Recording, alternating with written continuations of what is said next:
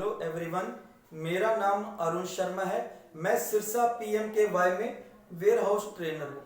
दोस्तों, जो मेरा एम्प्लॉय कोड है वो है 501263। दोस्तों, आज का जो हमारा सेक्शन प्लान है 4 डे का वो है supply chain management. Supply chain management क्या होता है? दोस्तों, सप्लाई चेन मैनेजमेंट को हम शॉर्ट फॉर्म में SCM कह देते हैं।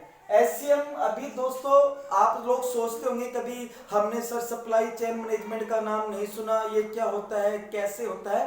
तो दोस्तों मैं आपको एक बात बताऊं, अभी पिछली 3 मई को जो कोरोना वायरस के कारण जो हमारा 4 लॉकडाउन था, उसमें हमारे आदरणीय प्रधानमंत्री मोदी जी ने एक बात कही थी, शायद आपने उस चीज पे गौर नहीं किया, कि देश के अंदर सप्लाई चेन मैनेजमेंट में किसी प्रकार का कोई भी प्रभाव नहीं पड़ेगा। अर्थात कहने का मतलब उनका क्या था कि फैक्ट्रियों को जो रॉ मटेरियल चाहिए था, फैक्ट्री को रॉ मटेरियल क्यों चाहिए?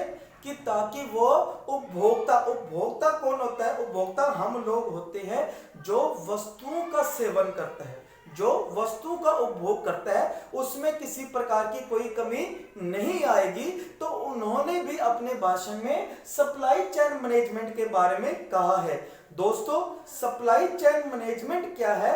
अगर हम देखें तो सप्लाई चेन मैनेजमेंट प्रत्येक वेयर हाउस की, प्रत्येक कंपनी की एक बोन होती है, एक रीढ़ की हड्डी होती है। अर्थात ये कैसे होती है रीढ़ की हड्डी? क्योंकि सप्लाई चेन मैनेजमेंट के अंदर वो सभी बातें आएंगी जिसमें ये बताया होगा कि हमने कौन से सप्लायर से माल खरीदना है, कितना खरीदना है, कौन सा सप्लायर हमारी डिमांड को पूरी करेगा, और कितना स्टॉक हमने रखना है, कितना रॉ मटेरियल रखना है, हमने किस वस्तु का उत्पादन करना है, और उसके जब हमारी फैक्ट्री में रॉ मटेरियल आएगा तो उसको हमने कहाँ स्टोरेज करना है, और जब कस्टमर देगा तो हमने वेल्डर कौन से रखने हैं, हमने प्लेसमेंट किन किन वर्करों की रखनी है, किन को सुपरवाइजर बनाना है, किन को मैनेजर बनाना है, कहाँ पर मशीनें लगानी है, और जब माल तैयार हो जाएगा तो हमने कौन सी पैकिंग करनी है, कौन सा ब्रांड करना है, और जब माल तैयार हो जाएगा तो हम किन किन व्यक्तियों को वो माल सप्लाई करेंगे। अर्थात पहले चरण से लेके अंतिम चरण तक पहुंचाने की सभी क्रिया को सप्लाई चेन मैनेजमेंट कहते हैं। दोस्तों, पहला चरण मैंने अभी कहा कि पहले चरण से लेके अंतिम चरण। पहला चरण क्या होता है? पहला चरण जो हमारा होता है वो होता है रॉ मटेरियल। रॉ मटेरियल क्या होता है? रॉ मटेरियल हमारा होता है कच्चा माल। अब कच्चा माल क्या होता है? कच्चे माल को हम क्या करते हैं? मैन्युफैक्चरिंग करते हैं, अर्थात हम उसे तैयार करते हैं। तैयार करने के बाद जो फिनिश ऑफ गुड के रूप में जब वो तैयार हो जाता है तो हम उसे क्या करते हैं? पैकिंग वगैरह करते हैं। फिर हम ये देखते हैं कि वो माल हमें उपभोक्ता तक कैसे पहुंचाना है, हम उनको क्या ऐसा प्रलोभन दे ताकि वो हमारा माल खरीदे। ये जो सारा जो प्लानिंग वगैरह होती है वो सप्लाई चेन मैनेजमेंट के अंदर होती है। जब supply chain management wholesaler, retailer इत्यादि के पास जाती है, जो ट्रांसपोर्ट के माध्यम से जाती है, तो वो क्या कहलाती है? वो क्या कहलाती है? Supply chain management. ये जो सारी चीजें आ जाती हैं दोस्तों, ये हमारी सप्लाई चेन मैनेजमेंट के अंदर ही आती है। तो आओ आज हम इसके कंपोनेंट के बारे में बात करते हैं कि इसके कंपोनेंट और इसके फ्यूचर और क्या क्या है, इस चीज के बारे में आज हम इसके बात करते हैं। दोस्तों, जो हमारा पहला कंपोनेंट है वो है प्लान। दोस्तों, एक ध्यान देने वाली बात है कि एक सपोज करो, पहले एक मैं आपको सप्लाई चेन मैनेजमेंट का एक छोटा सा उदाहरण देता हूं, फिर मैं आपको प्लानिंग के बारे में समझाता हूं ताकि आपको क्या हो जाए, एक चीज की समझ आ जाए। दोस्तों, मान के चलो हमने एक चिप्स की फैक्ट्री लगानी है। चिप्स की फैक्ट्री कब लगाएंगे? जब मार्केट के अंदर चिप्स की क्या होगी? डिमांड होगी। तो चिप्स बनाने के लिए किन किन चीजों की जरूरत होती है? चिप्स बनाने के लिए पोटैटो, अलग अलग प्रकार के मसाले, कुछ मशीनें वगैरह इत्यादि, इन चीजों की क्या होती है? जरूरत होती है। तो हम क्या करेंगे, तो जो हम क्या करेंगे सप्लाई चेन मैनेजमेंट में हम आलू जहाँ से हमने खरीदने हैं, परचेज करने हैं, हम वहां पर कांटेक्ट करेंगे। जहाँ से हमने मसाला वगैरह खरीदने हैं वहां पर कांटेक्ट करेंगे, और जहां पर हमने मशीनें वगैरह खरीदा हम वहां पर कांटेक्ट करेंगे। और जब सभी माल बनकर तैयार हो जाता है फिर हम उनकी क्या करते हैं, अच्छी सी पैकिंग करते हैं। लेकिन पैकिंग कैसे करेंगे, पैकिंग हम ऐसे करेंगे कि ताकि वो जो चिप्स जो उसके अंदर है, पैकिंग के अंदर है, वो खराब ना हो, क्योंकि पैकिंग की भी अलग अलग तरह की वैरायटी होती है। अगर हम चिप्स को कागज वाली पैकिंग में कर देंगे तो क्या होगा, चिप्स में शुष्कपन आ जाएगा, यानी कि वो अंदर से खराब हो जाएगी। जब हम उसे अच्छी तरह पैक करते और अपनी कंपनी का ब्रांड मार्का लगाते हैं तो उसके बाद हम क्या करते हैं, जब वो माल तैयार है, कहां पर उपभोक्ता के लिए क्या है, माल तैयार है, तो दोस्तों हमने क्या किया, माल मंगाने के लिए क्या किया, कांटेक्ट किया, जिसे हम क्या कहते हैं, सूचना प्रवाह। सूचना प्रवाह अर्थात सूचना के माध्यम से हम अपने बिजनेस को क्या करते हैं, बढ़ाते हैं। अगर हमें रॉ मटेरियल की जरूरत है तो हम सूचना के माध्यम से अपने उससे क्या करते हैं, सेलर से माल मंगाते हैं। और जब हमें माल बेचना होता है तो हम होलसेलर रिटेलर भी क्या करते हैं, वो हमसे कांटेक्ट करते हैं। कांटेक्ट करने के बाद हम उनको अपना माल क्या करते हैं, बेचते हैं। तो दोस्तों ये चीजें सप्लाई चेन मैनेजमेंट के अंदर ही आती है। अब आती है प्लान। प्लान क्या है कि मैं कहां से माल खरीदूंगा, और ये प्लान कौन बनाता है, ये प्लान बनाते हैं कंपनी के सीनियर, कंपनी के सीनियर, क्योंकि कुछ सीनियर कंपनी पोस्ट होती है जिन्हें सीआईए मैनेजमेंट के अंदर जो व्यक्ति होते हैं वो क्या करते हैं, वो कंपनी की जितनी भी बारे में उनको प्रोग्रेस करने के लिए जो जो भी कार्य करना पड़ता है वो उन मैनेजमेंट के अंदर होती है। तो वो मैनेजमेंट देखती है कि हमें मार्केट में कौन सी चीज लॉन्च करनी चाहिए, हमें मार्केट में क्या चीज ऐसी लॉन्च करनी चाहिए ताकि हमारी चीजें बिके। क्यों बिके, क्योंकि जितनी चीजें बिकेंगी कंपनी को उतना ज्यादा प्रॉफिट होगा और उन्हें उतनी ज्यादा इनकम होगी।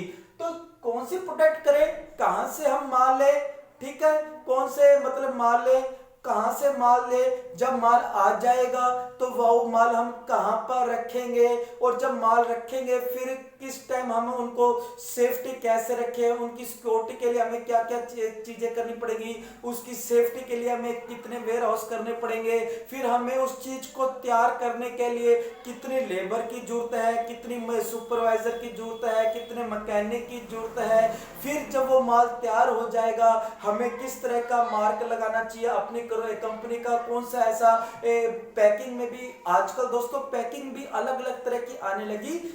कंपनी का हमने कई बार देखा है कि कंपनी के कुछ प्रोडक्ट अंदर से अच्छे नहीं होते, परंतु उनकी पैकिंग इतनी जबरदस्त होती है कि हम उनकी पैकिंग को ही देखकर उनका माल खरीदने लग जाते हैं। तो दोस्तों ये भी चीज बड़ी मेन रखती है किसी भी कंपनी में कि हम उस वस्तु को पैक कैसे करें, और जब वस्तु पूरी तरह से तैयार हो जाती है तो उसको फिर पिकिंग ऑर्डर पे लेके हम कौन सी ट्रांसपोर्ट पे ले।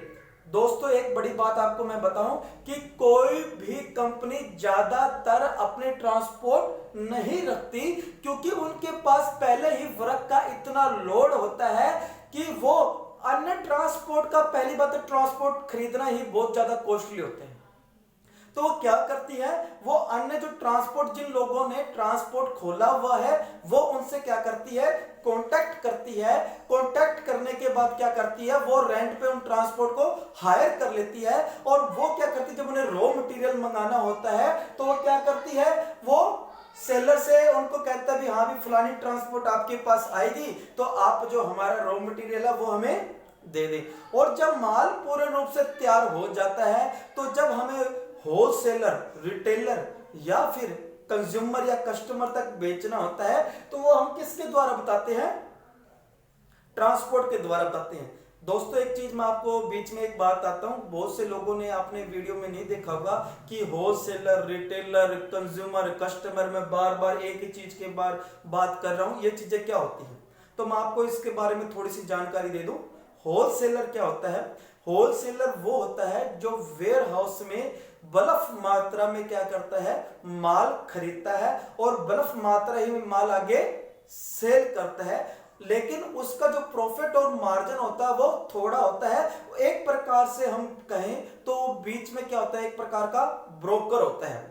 ब्रोकर यानी कि उसको रखने की जरूरत नहीं। मान के सपोज करो कि आपको माल चाहिए और मैं माल का सप्लायर हूं, वो बीच में कड़ी जुड़ जाएगी, वो मुझसे माल खरीद कर आपको बेच देगा। मान के चलो मैंने आलू, उसने मुझसे आलू 2 रुपए खरीदे, आपको 2.5 रुपए या 3 रुपए में आलू बेच दिए, तो उसने बीच में क्या कर लिया है कि मार्जिन कमा लिया। उसको वेयर हाउस रखने की जरूरत नहीं है, वो सीधा वेयर हाउस से माल लेके हमारे पास रिटेलर के पास बेच देगा।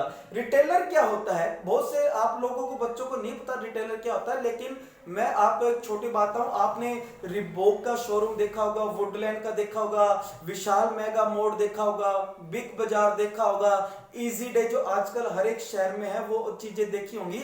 ये सभी क्या है, रिटेलर है। रिटेलर क्या करता है, रिटेलर होलसेलर से माल खरीदता है और वो बल्क में माल खरीदता है, नहीं कि बहुत ज्यादा मात्रा में माल खरीदता है, परंतु वो माल थोड़ा थोड़ा करके सेल करता है, जिसके कारण उसका प्रॉफिट ऑफ मार्जिन क्या होता है, बहुत अधिक होता है। लेकिन दोस्तों उसके लिए उसे क्या करना पड़ेगा, उसके लिए उसे अपना वेयर हाउस लेना पड़ेगा, क्योंकि उसे माल स्टॉक करना पड़ेगा, क्योंकि वो माल क्या करेगा, थोड़ा थोड़ा करके बेचेगा, तो उसे वो रखना पड़ेगा। तो उसमें क्या होगा, उसे उसमें उसकी सेफ्टी रखनी पड़ेगी, और सेफ्टी के लिए उसे वर्कर रखने पड़ेंगे। तो कॉस्ट भी क्या होती है, खर्चा भी ज्यादा होता है, लेकिन उसका जो मार्जिन होता है वो भी ज्यादा होता है। कस्टमर कंज्यूमर क्या होता है, कस्टमर वो होता है जो माल खरीदता है, और कंज्यूमर जो माल को उपभोग करता है। उदाहरण के स्वरूप मैं आपको बताता हूं कि मान के चलो मुझे प्यास लगी है, मैं पानी की बोतल किसी करियाने की शॉप से खरीदता हूं, तो मैं क्या हो गया उसके लिए, कस्टमर, और वो पानी की बोतल मैंने पी ली, तो मैं उसके लिए क्या हो गया, कंज्यूमर हो गया। लेकिन मैं एक उदाहरण देता हूं जिससे आपको कंज्यूमर के बारे में भी पता चल जाए। मान लो आपके घर में कोई बेबी है, यानी कि 1 साल का बच्चा है, तो क्या हुआ कि मान लो मैं कहीं जाता हूं, मैं डायपर खरीदने जाता हूं, तो दुकानदार के लिए क्या हुआ, दुकानदार के लिए मैं तो कस्टमर हो गया, लेकिन वो डायपर मैंने यूज नहीं किया। डायपर किसने यूज किया, उस छोटे से बच्चे ने डायपर यूज किया। तो डायपर हमारे लिए क्या बन गया, डायपर हमारे लिए एक जो बच्चा है वो कंज्यूमर हो गया था, तो उसने डायपर को यूज किया। तो दोस्तों ये सारी जो चीजें की प्लानिंग है कि किस तरह से माल मंगाना है, कैसे कुछ करना है, ये और कहां पर हमने कस्टमर को माल सप्लाई करना है, होलसेलर को देना है, डिस्ट्रीब्यूटर को देना है, कितना किस किस को माल देना है, वो सारा मैनेजमेंट प्लानिंग करती है। रिलीफ में क्या होता है कि इसमें जो हम सप्लायर होता है, हम उसके साथ क्या करते हैं, संबंध मधुर बना के रखते हैं। मधुर का मतलब क्या होता है कि जिस व्यक्ति से हम रॉ मटेरियल खरीदते हैं उसके साथ हमारे संबंध कैसे हैं। देखो बिजनेस किन से चीजों से चलता है, 2 चीजों से, विश्वास से और संबंधों से, कि जब हमारे उसके साथ संबंध अच्छे होंगे तो उसको हमारे पे क्या होगा, विश्वास भी अच्छा होगा। कई बार क्या होता है कि हमने उससे रॉ मटेरियल खरीद लिया, लेकिन हमारा माल अभी बिका नहीं, हमारा स्टॉक वैसे का वैसे पड़ा है, और अगर हमारे साथ उसके अच्छे संबंध होंगे तो क्या करेगा, वो हमें अच्छी क्वालिटी का माल देगा। पहली बात है वो हमारे साथ विश्वासघात नहीं करेगा कि हम उससे माल तो अच्छी क्वालिटी का मंगाए, उसको हम अच्छी क्वालिटी के क्या दे, पैसे दे, लेकिन वो हमें क्या करे, घटिया क्वालिटी के क्या कर दे, माल बेच दे, ऐसा नहीं होगा। तो वो हमारी प्रॉब्लम को समझेगा, हाँ भी ठीक है कि बिजनेस में मंदा और तेजी चलती रहती है, वो हमारी मजबूरी को क्या करता है, समझता है, तो वो कुछ टाइम के लिए वहां पर रुक जाएगा। तो उससे क्या होती है, संबंध अच्छे बनाने चाहिए। मेक, दोस्तों मेक यानी कि छोटी सी बात है कि रॉ मटेरियल को हम कोई जब रूप देते हैं तो वो मेक कहलाता है। हम किसी रॉ मटेरियल को रूप क्यों देते हैं, क्योंकि जब हम रॉ मटेरियल को कुछ हम अलग से तैयार करते हैं तो उस रॉ मटेरियल की वस्तु की कीमत क्या होती है, बढ़ जाती है। उदाहरण के स्वरूप में आपको एक उदाहरण या एग्जांपल देता हूं कि मान के चलो मैंने एक सप्लायर से क्या खरीदी, वुड खरीदी, वुड यानी कि एक लकड़ खरीदी, मैंने लकड़ खरीदी, मैं क्या क्या लकड़ मैं कहां पर लेकर आया, अपने वेयर हाउस में। तो वहां पर जो काम करने वाले जो मेरे वर्कर हैं, उन्होंने क्या किया, उस लकड़ का क्या किया, एक मेज तैयार कर दी। क्या कर दी, एक मेज तैयार कर दी। मेज का साइज छोटा और बड़ा कई की तरह में उन्होंने क्या किया, तैयार किया। उसके बाद उसको फिनिशिंग वगैरह दी। फिनिशिंग वगैरह देने के बाद उसे अलग अलग डिपार्टमेंट में भेजा। अब अलग अलग डिपार्टमेंट कौन सा होता है, डिपार्टमेंट होता है होलसेलर हो गया, रिटेलर हो गया, कस्टमर हो गया, जो कि मैंने अभी आपको बताया था। और वो किसके लिए तैयार हुई है, वो उपभोक्ता की संतुष्टि यानी उनकी मांग थी, उसी मांग के अनुसार हमने वो मेज तैयार किए और हमने कस्टमर को दे दिया। तो मेक यानी कि किसी भी रॉ मटेरियल को एक नया रूप देना क्या कहलाता है, मेकिंग ओवर। रिटर्न, दोस्तों किसी भी कंपनी में रिटर्न प्रोसीजर बड़ा ही मेन रखता है। रिटर्न प्रोसीजर क्या होता है कि मान के चलो मैंने वेयर हाउस में कोई माल मंगाया, तो वेयर हाउस का केवल ये नहीं है कि चलो माल बना लिया, माल को तैयार कर लिया, ट्रांसपोर्ट में लोड किया, कस्टमर को दे दिया, चलो अपना काम खत्म है। दोस्तों ऐसा नहीं होता। जब भी कोई कंपनी अगर कस्टमर के साथ अपने रिलेशन अच्छे बनाना चाहती है, लंबे समय तक बनाना चाहती है, तो वो कंपनी क्या करती है, वो कंपनी उस वस्तु के साथ कुछ गारंटी पीरियड दे देती है। मान के चलो आपने कोई फोन लिया है, एसी लिया है, फ्रिज लिया है, तो मान के चलो माने आज गर्मी का सीजन है, उदाहरण एग्जांपल ले लो कि मैंने अपने घर पे क्या किया, एसी लगा लिए। तो दोस्तों कंपनी क्या करेगी, मुझे कहेगी चलो भी अरुण जी आपको 1 साल में हम 3 सर्विसें फ्री देते हैं। दोस्तों अगर वो सर्विस हम अगर बाहर से कराए तो हमारा नियर अबाउट 800 से लेके 1000 रुपए खर्चा होता है, लेकिन कंपनी क्या करती है, वस्तु के साथ साथ हमें वो सर्विस प्रोवाइड करती है। तो उससे क्या होगा, मेरा कंपनी का जो रिलेशन है वो अच्छा बनता रहेगा। उसके बाद वारंटी देती है कि मान के चलो अरुण जी 10 साल तक भी हम आपको सर्विस करेंगे, लेकिन अगर 10 साल तक इसकी मोटर भी खराब होगी तो वो भी आप हमसे चेंज या ठीक करा सकते हो। तो उससे क्या हुआ कि मैं 10 साल के लिए उस कंपनी के साथ क्या हो गया, अटैच हो गया। अगर मुझे घर में कोई और भी इलेक्ट्रॉनिक चीज खरीदनी होगी तो मैं क्या करूंगा, मैं उसी कंपनी के पास जाऊंगा और वहां से क्या खरीदूंगा, माल खरीदूंगा। लेकिन अगर उस माल में किसी भी प्रकार की कोई भी खराबी आ जाती है तो कस्टमर क्या करता है, वो कंप्लेंट डालकर उस माल को रिटर्न भेजता है। अगर उस माल में थोड़ी मोटी कोई खराबी आई हो तो वो क्या करेगा, ठीक है चेंज कर देंगे, लेकिन अगर सही करके हमें वापस भेज देंगे। लेकिन अगर उस माल में बहुत ज्यादा खराबी आई तो क्या करेगी कंपनी का दायित्व है कि वो हमें उसके बदले में नया प्रोडक्ट देगी। तो दोस्तों ये थी रिटर्न। तो आगे लेवल्स, इसके लेवल क्या है, पहला जो हमारा जो लेवल है वो है स्ट्रेटजी।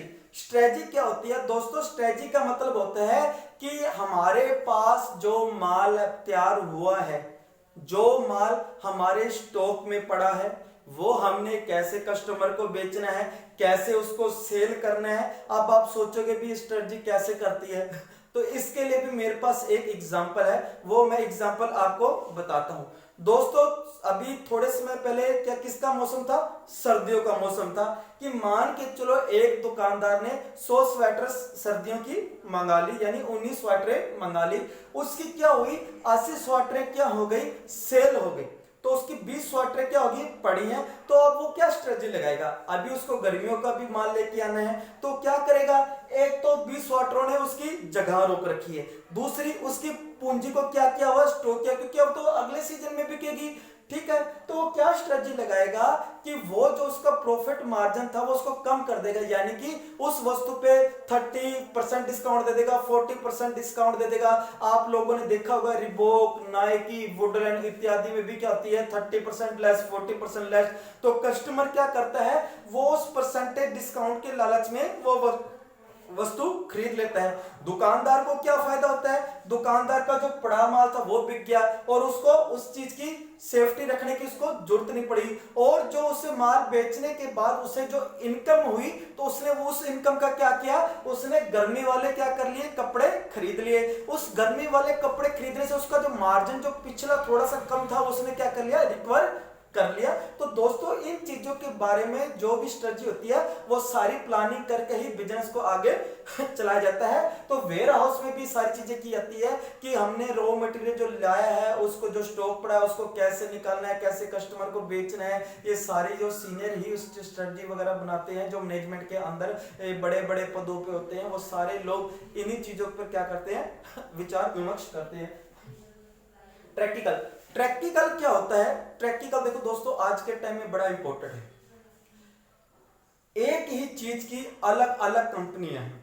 उदाहरण स्वरूप मान के चलो, अभी आपने देखा होगा कि पेस्ट कई तरह की आती है, कोई कोलगेट, कोई क्लोजअप, कोई बाबा पंत रामदेव जी की पंतजलि इत्यादि, लेकिन ये सभी चीजें बिक रही हैं।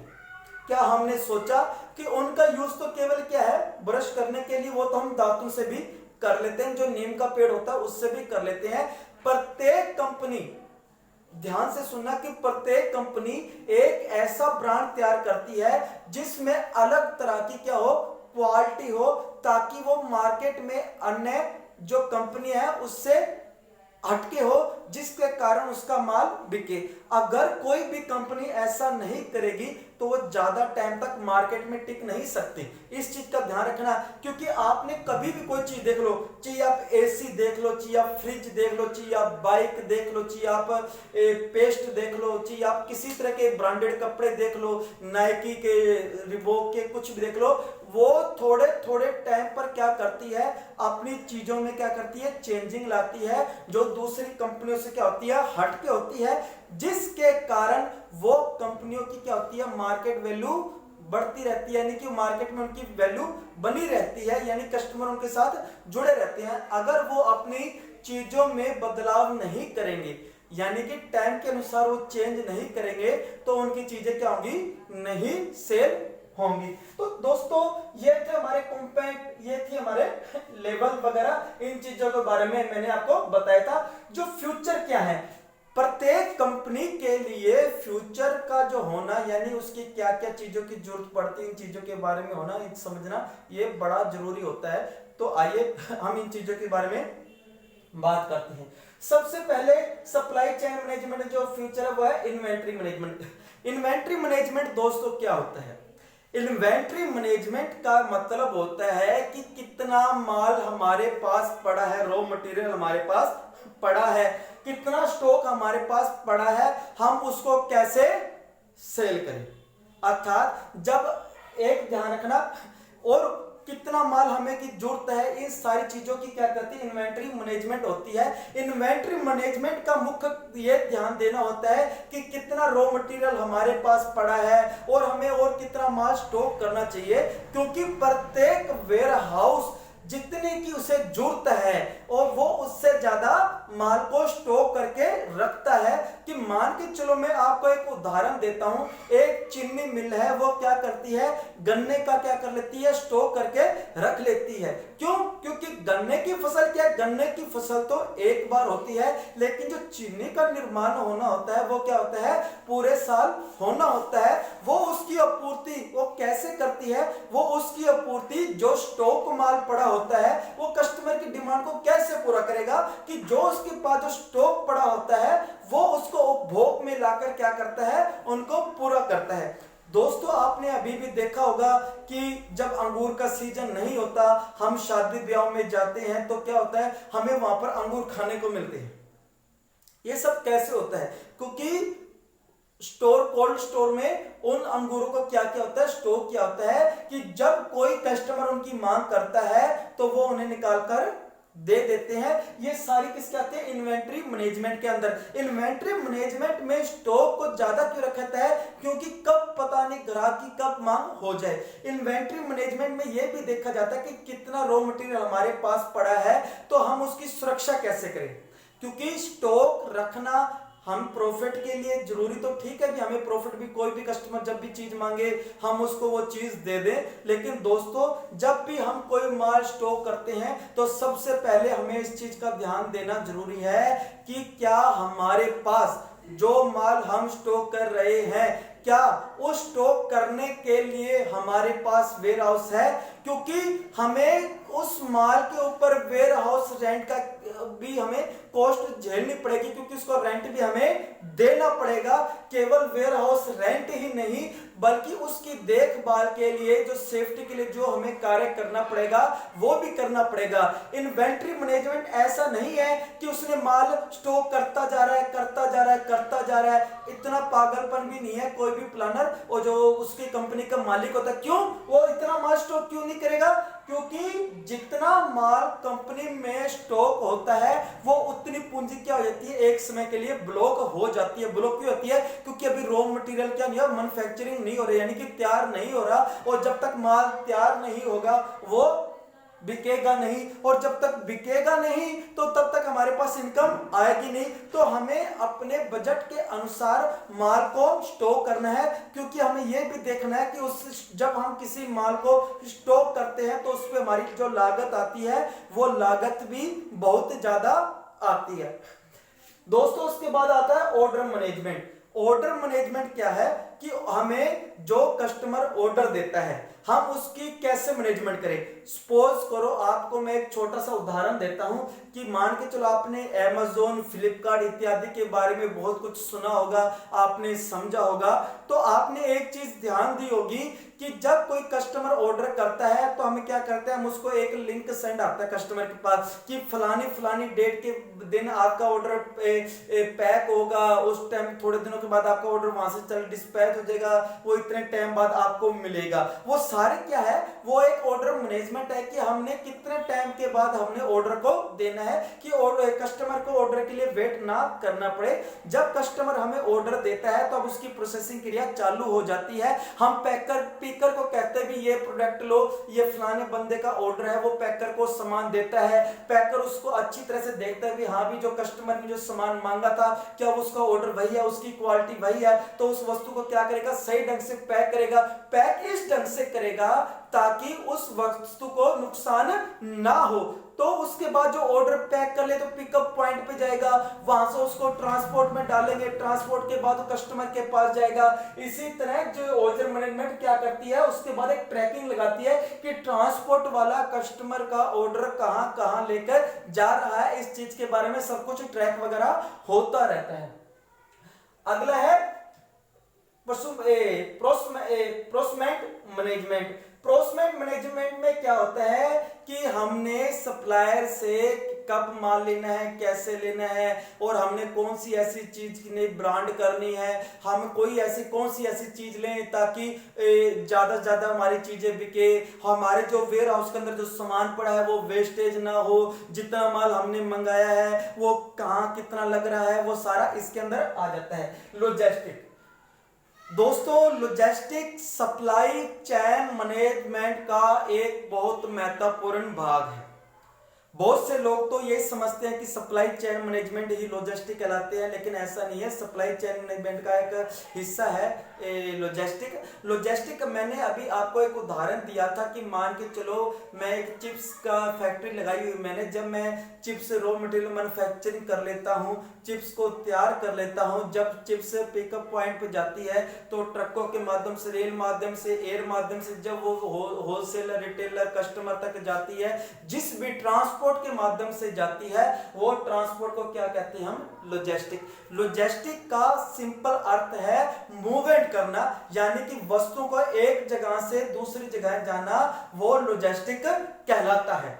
तो दोस्तों लॉजिस्टिक, अगर आप ये सोचो कि ट्रांसपोर्ट ही लॉजिस्टिक है, आपने कभी देखा होगा कि एक 4 टायरों वाला जो एक ट्रक है उसमें 10-10 गाड़ियां जो कारें नए शोरूम के लिए जाती हैं तो उस पर लिखा होता है मैं शक्ति मोटर कंपनी, या एक ट्रक पे 20-25 से बाइकें जो जाती मैं हीरो लिमिटेड कंपनी। तो दोस्तों वो क्या होती है, लॉजिस्टिक होती है। लेकिन अगर हम लॉजिस्टिक या ट्रांसपोर्ट को लॉजिस्टिक बोले तो ये गलत है। ट्रांसपोर्ट लॉजिस्टिक का बड़ा ही नैरो वर्ड है, बड़ा ही नैरो वर्ड है। एक बात और, पूरे वर्ल्ड में 5 तरह की ट्रांसपोर्ट होती है। पहली ट्रांसपोर्ट होती है रोड ट्रांसपोर्ट। रोड ट्रांसपोर्ट क्या होती है, जो रोड के माध्यम से सामानों को एक जगह से दूसरी जगह पर भेजा जाता है, जैसे ट्रक वगैरह पर। दूसरी ट्रांसपोर्ट कौन सी होती है हमारी? Rail transport. रेल ट्रांसपोर्ट आज के टाइम में बड़ी महत्वपूर्ण है, क्योंकि एक समय में बहुत ज्यादा मात्रा में हम सामानों को एक जगह से दूसरी जगह पर भेज सकते हैं। दोस्तों आपने देखा होगा कि हमारे शहर में स्पेशल लगी होती है, या फिर युद्ध समय में तोपें, ट्रकें और कैंटर वगैरह उस पे आर्मी के जाते हैं, तो क्या करती है, इतनी सामान एक टाइम पे नहीं जा सकते, तो ट्रेनों के माध्यम से क्या होती है कि एक समय में बहुत सारी चीजें जा सकती हैं, तो ये भी आती है। अगला जो है ट्रांसपोर्ट है वो है शिपिंग ट्रांसपोर्ट। दोस्तों आज से पहले जब रोड नहीं थे, जब रेल मार्ग नहीं थे, तो जो पूरे विश्व का जो व्यापार होता था, वो जो सबसे पुरानी ट्रांसपोर्ट थी वो थी शिपिंग ट्रांसपोर्ट, यानी कि जहाजों के द्वारा, नावों के द्वारा जो वहां पर एक देश से दूसरे देश, एक शहर से दूसरे शहर में जाता है। आज के टाइम में बड़े बड़े कंडक्टरों के द्वारा एक कंटेनर होते हैं, उसके अंदर लोहे के बड़े बड़े बॉक्स होते हैं, उनके अंदर जो सामान डालकर हम एक जगह से दूसरी जगह पर क्या करते हैं, माल भेजते हैं। तो दोस्तों शिपिंग इसे ट्रांसपोर्ट कहते हैं। अगला जो हमारा वो है एयर ट्रांसपोर्ट। एयर ट्रांसपोर्ट का दोस्तों बहुत कम यूज करते हैं, क्योंकि एयर ट्रांसपोर्ट में क्या होती है, लागत बहुत ज्यादा होती है, उसकी जो कॉस्ट होती है बहुत ज्यादा होती है। लेकिन एयर ट्रांसपोर्ट का हमें बेनिफिट ये मिलता है कि एयर ट्रांसपोर्ट में वस्तु बड़ी जल्दी कस्टमर होलसेलर यानी कि दूसरे जगह पर चली जाती है। तो जहां पर जिनको अर्जेंट मतलब इस सामान की जरूरत होती है, वो एयर ट्रांसपोर्ट के द्वारा मंगाई जाती है। जो हमारे अगली ट्रांसपोर्ट है वो है डाटा ट्रांसपोर्ट। डाटा ट्रांसपोर्ट की क्या है कि मान के चलो आज मैं आपको जो लेक्चर दे रहा हूं वो डाटा के द्वारा वो आप सुन रहे हैं, ये इसे हम क्या कहते हैं, डाटा ट्रांसपोर्ट। डाटा ट्रांसपोर्ट के द्वारा हम किसी भी चीज की सूचना को हम एक जगह से दूसरी जगह पर भेज देते हैं। आज के टाइम में बिजनेस के लिए ये चीजें बड़ी ही मायने रखती है, क्योंकि आज का जो है सूचना संचार माध्यम हो गया कि मुझे रॉ मटेरियल की जरूरत है, मैंने वेल्डर को, सप्लायर को फोन किया कि भाई साहब मुझे फलाना फलाना माल इतनी क्वांटिटी में चाहिए, ऐसे चाहिए वैसे चाहिए, तो वो सारी चीजें किसके अंदर आ गई, सूचना ट्रांसपोर्ट के अंदर आ गई। तो दोस्तों ये कुछ चीजें थी जो हमारी सप्लाई चेन मैनेजमेंट के अंदर आती हैं, और भी बहुत सी चीजें हैं जो हम आपको बाद में बताते रहेंगे आने वाले समय में। Thank you.